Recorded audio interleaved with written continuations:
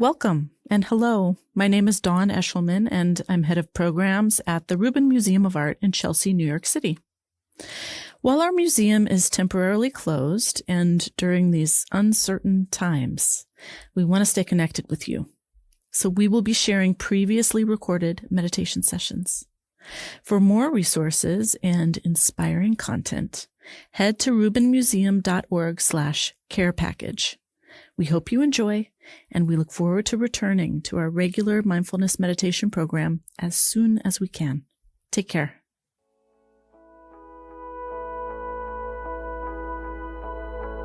Welcome to the Mindfulness Meditation Podcast, presented by the Rubin Museum of Art. We are a museum in Chelsea, New York, that connects visitors to the art and ideas of the Himalayas and serves as a space for reflection and transformation. I'm your host, Dawn Eshelman. Every Monday, we present a meditation session inspired by a different artwork from the Rubin's collection and led by a prominent meditation teacher from the New York area.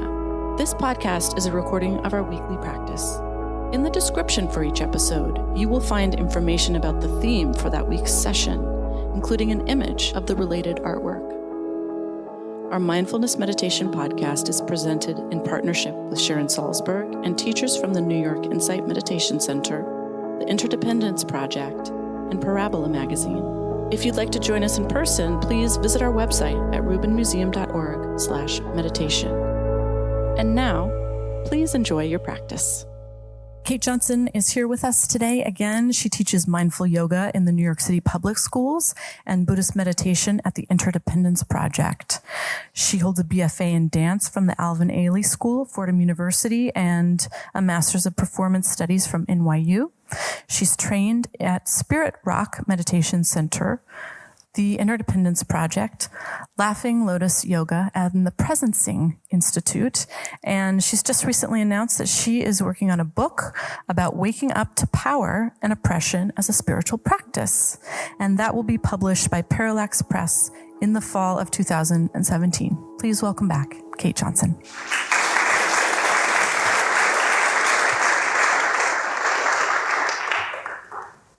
Hi there. How's it going? It's good to be here again today, and also really good to be able to revisit the topic of healing, both healing ourselves and what potential that might have for our capacity to bring healing into our communities, our families, our neighborhoods, the world at large. And it was it occurred to me that one of the prerequisites for the capacity to heal is the ability to actually turn and look with eyes of love at the wound, what the wound is, and that this is not easy work. That then there's this human, I think very human tendency to want to distance ourselves from that which is painful, both what's painful in our own experience and what's painful in the world around us. And we can see that in different ways, with our, certainly for me, that there are times where physically there's something that's, a little pain in my back that I don't pay attention to until I have a full-on back spasm. And then suddenly it's like, okay, I'll go to the doctor, maybe some of you have had that experience. And then also I think when there's, a sense of suffering outside, there can be a worry about whether it's safe to allow ourselves to really turn towards that and to take it in. Certainly when there's a lot of suffering in the world outside, it can feel, there can be a fear of overwhelm. Like if I actually let all of this in, will I just collapse with grief? Will I be able to still go to work and show up for my family and go to the grocery store, or whatever it is that I actually need to do on a daily basis to sustain myself? And so what I wanted to offer today is a practice that's a traditional practice. It comes from the Tibetan Buddhist tradition called Tonglen, which literally means sending and taking. And this practice is a way of starting to soften and work with our fear and resistance around suffering, both our own and other suffering. And the word that I'm translating as suffering right now is dukkha. It's that's the Pali word, the word that the Buddha used to describe this situation. One of the facts of life that suffering sometimes exists, and that the word dukkha can reflect both everything from, just like a mild sense of stress or something's not quite right, to the most intense heartbreak we can imagine, and everything along that spectrum. So it's said that sometimes, in our human life, we encounter dukkha, either internally or externally, and that it's worth contemplating this for two things. One, it's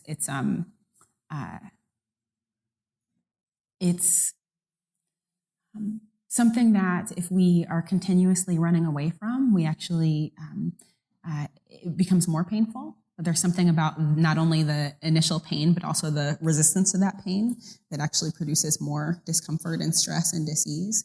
Whereas if we're able to look honestly with it and hold it, there's a sense that this can actually heal now. And that often in meditation, when we are still, little bits of dukkha kind of rise to the surface, and they're offering themselves to be held in this particular way. And that also by working with our resistance and our fear of suffering, that we can actually start to increase our capacity and become more available to be a healing agent in our communities, however we see that, whether it's our work life and our friendships. And so I guess I want to say that because we're not, doing compassion practice in order to depress ourselves or something like that. It's not like, now I'm going to focus on suffering, and that we're doing that or something because we're being really good, but that we're slowly starting to increase our capacity to both feel deeply and respond appropriately. And so for this, I wanted to read, this passage from an elder, activist, and community leader named Grace Lee Boggs, who I just love. She was an activist to the very end of her life. She lived to 100 years and 100 days, and lived in Detroit the whole time, making community gardens and feeding people. And she talks about this increased capacity for feeling and responding. Here she says, "These are the times to grow our souls. Each of us is called upon to embrace the conviction that despite the powers and principalities bent on commodifying all of our human relationships, we have the power to begin the world anew."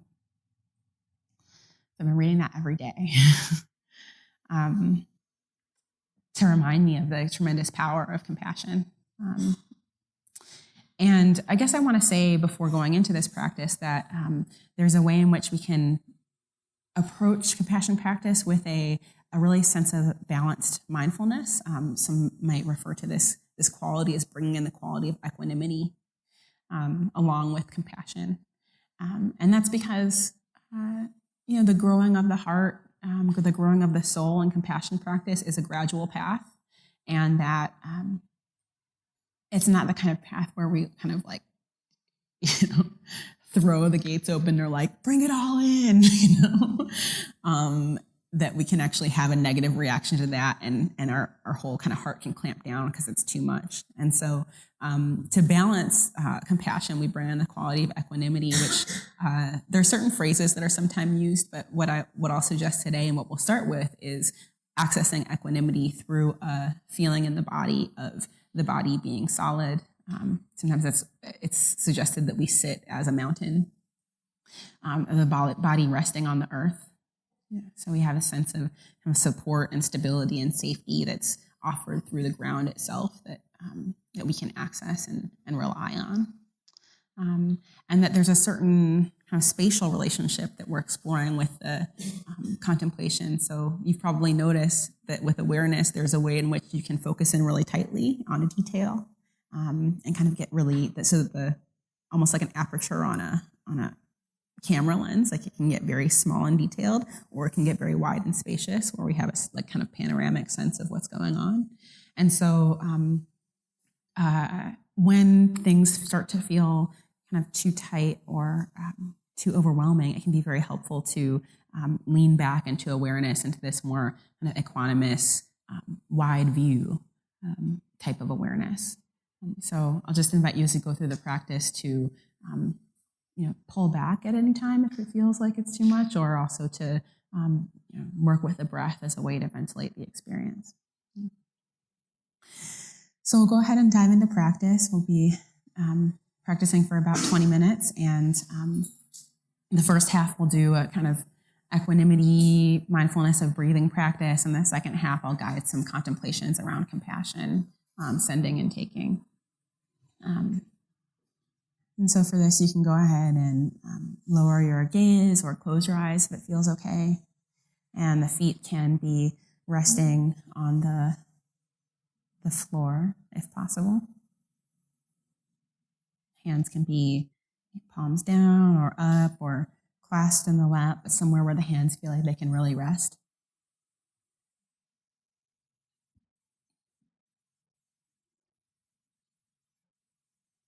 Embodying at this moment both a sense of relaxation, of deepening into the earth below,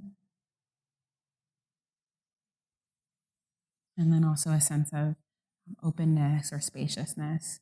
And think of like the top of the head being open to the sky, even as the feet are planted on the earth.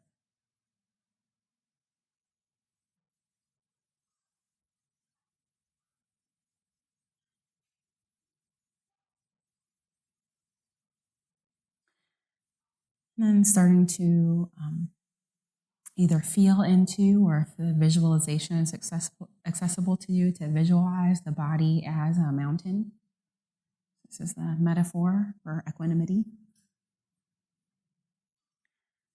Feeling the groundedness and especially the width at the bottom of the body, so the sense of really occupying space, solidity.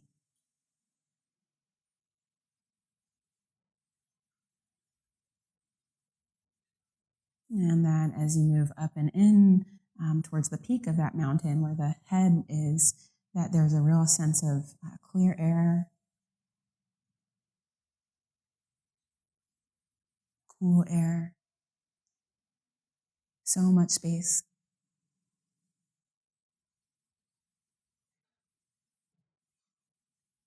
And a very wide 360-degree perspective.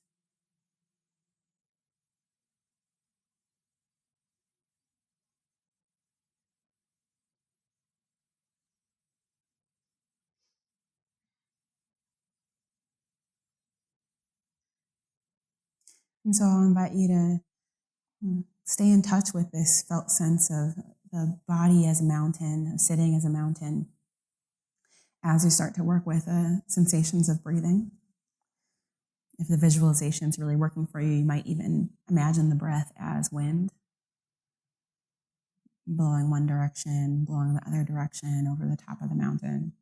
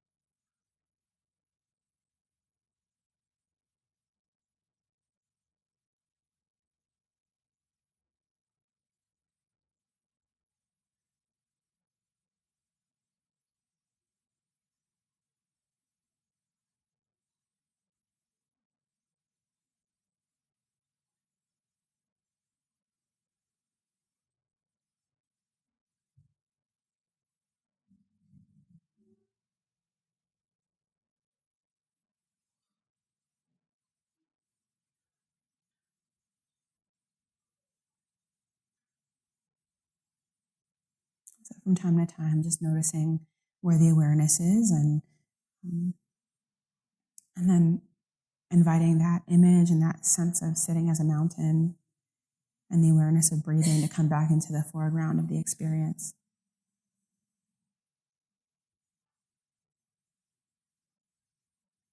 So coming back again and again to this image and this felt sense as a way to gather and unify the mind and encourage a sense of spacious presence and equanimity. Wide awareness.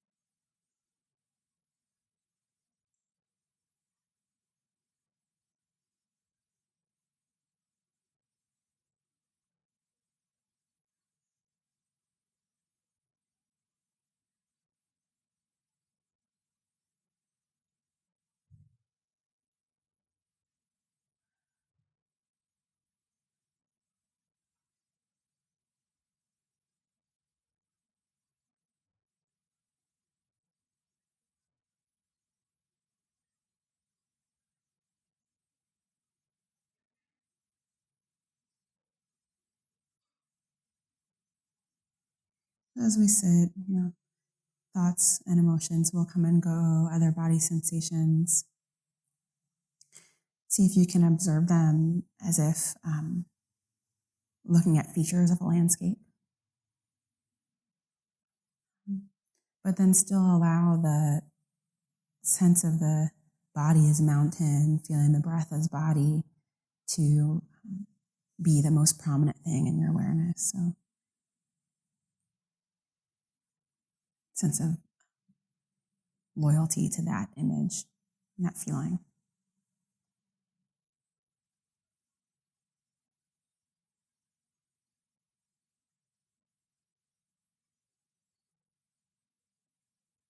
Which can itself be very healing in times of overwhelm or busy mind.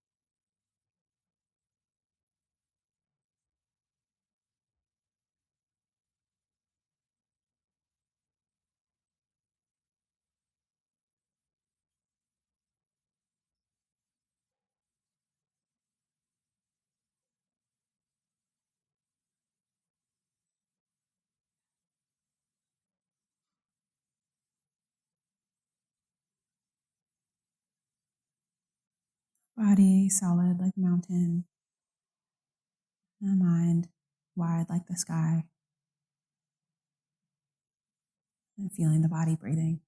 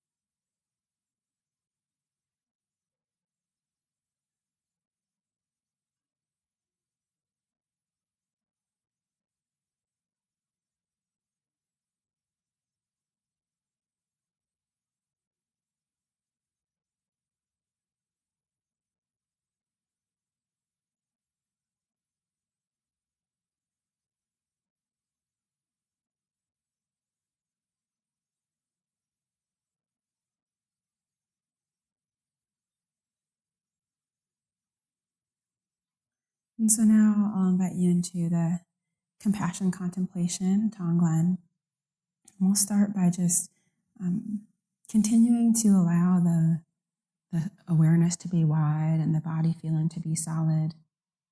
But imagining that within that whole landscape, that there's just a gentle spotlight on the space of the heart.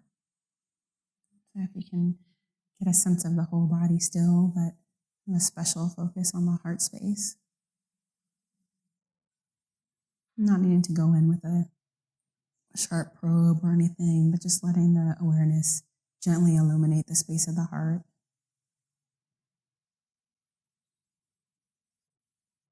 Getting a felt sense of the texture of the heart, the weight of the heart, the temperature.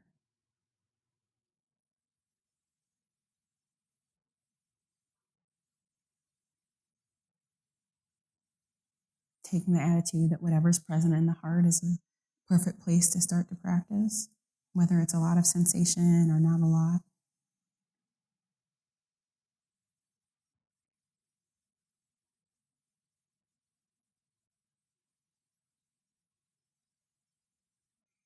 And then notice if there's anything in the heart that is tender or in need of care at this moment.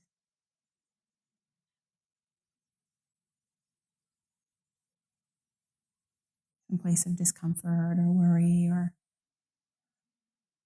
grief even. And imagine the awareness holding that hurt with just so much tenderness, almost like holding a baby. So there's a sense of, oh, I care about this. Whether to someone else it would seem big or small, it doesn't matter. I care about this suffering.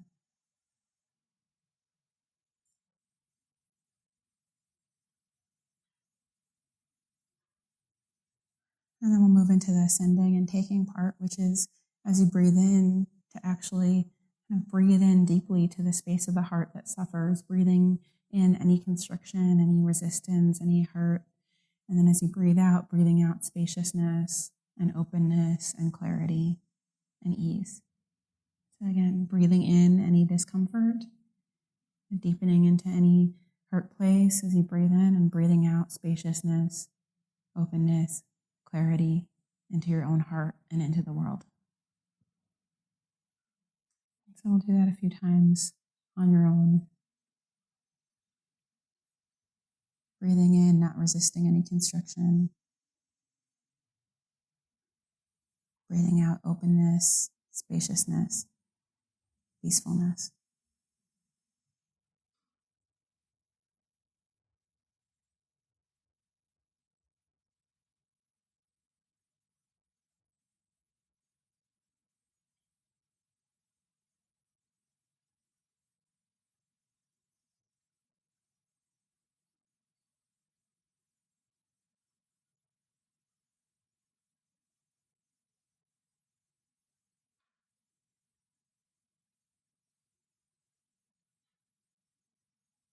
And then growing in the scope of our awareness, I invite you to consider other people in this world that might be suffering in the same way that you are right now.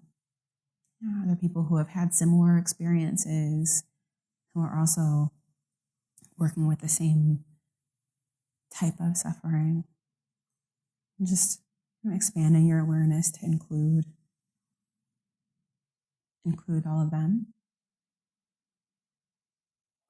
And then practicing like this as you breathe in, breathing in any discomfort or constriction or tightness for that whole group, including yourself. And as you breathe out, breathing out spaciousness and openness and clarity and ease to that whole group.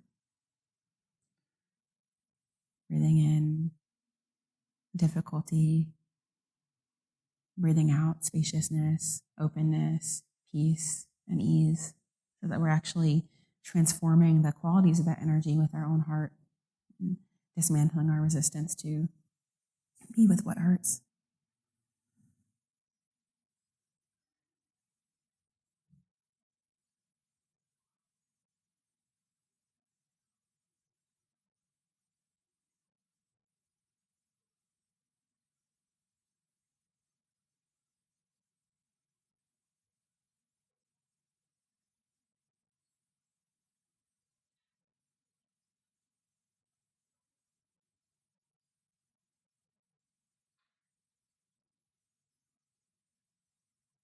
And then finally, as if through our own heart's intention, we've actually cleared away any difficulty or tension or stress that exists, starting to breathe in clarity and peace and ease, and breathe out clarity and peace and ease. So back again to the clear, cool air at the top of the mountain.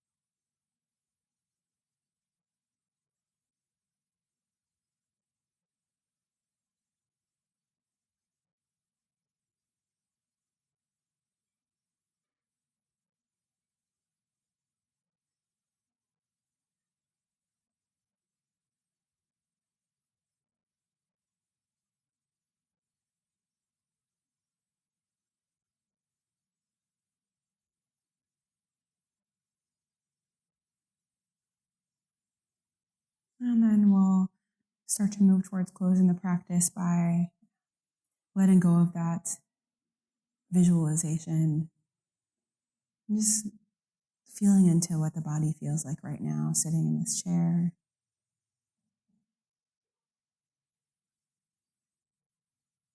And how the heart and mind are doing.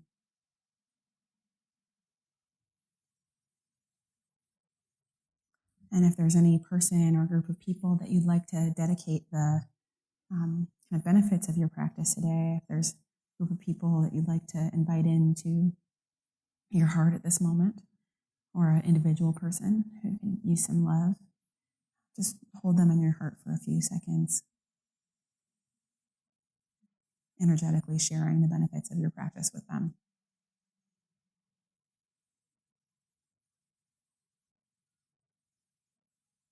And then I'll go ahead and ring the bell to close the practice. And when I do, you can feel free to open your eyes and stretch your body, look around the room, take some deep breaths.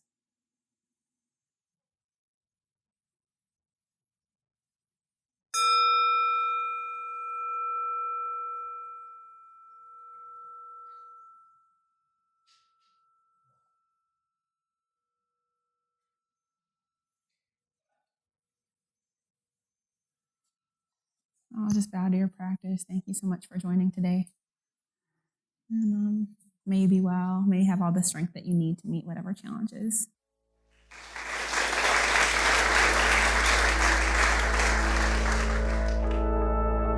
That concludes this week's practice. If you would like to support the Rubin Museum and this meditation series, we invite you to become a member and attend in person for free. Thank you for listening. Have a mindful day.